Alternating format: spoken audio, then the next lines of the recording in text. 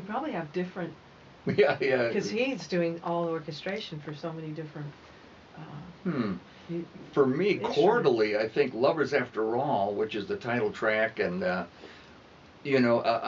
version that I had that I played for Deborah. As soon as she heard it, I mean, the first time she heard it, she said, "That's it. I'm going to own that song." It was so cute. You just nailed it the first time in the studio. Yeah, Just nailed it. Man. That was right up my alley. But it's interesting. For me, singing some of the songs that you were choosing, I was a little trepidatious around "Come Sunday," and for many reasons that I've spoken about. And that's my favorite song. And in the studio, I was the most nervous about that, as our engineer Jim Stern is well aware of, and he was giving me the thumbs up. And I was so excited to do that song. I had to drop into such a special place in myself. And so the song that I thought was going to be the hardest became like this most flourishing being of a song, And then the one that I thought was going to be easy, I kept getting from the control room, when you're done taking a take and there's nobody talking. Okay, so I must have totally blown that. And it was "How Am I to Know?"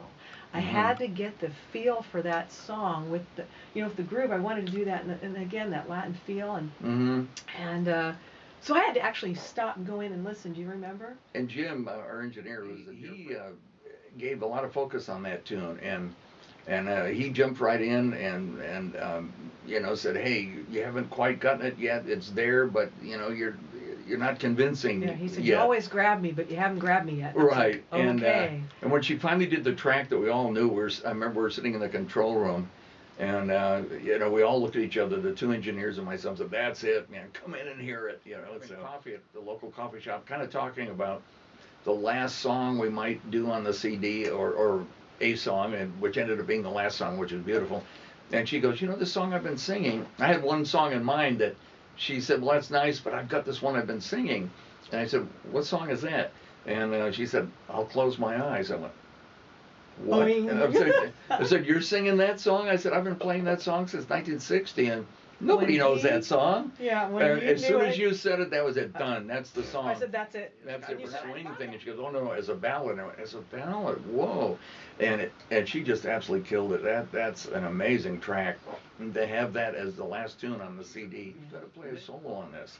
And I went, "I don't think so. Let's just you and Dave, and that'll.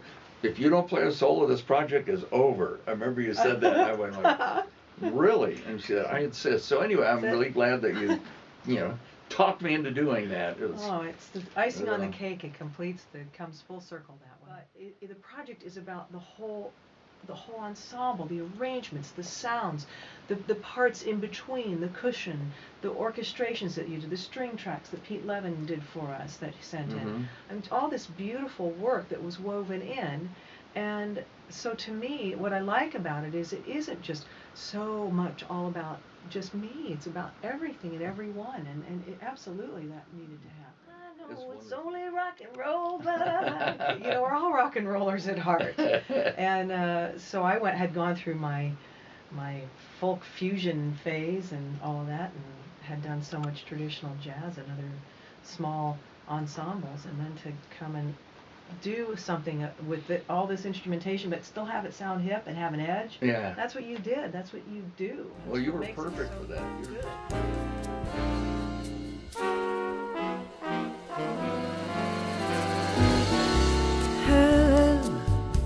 How am I to know if it's really love?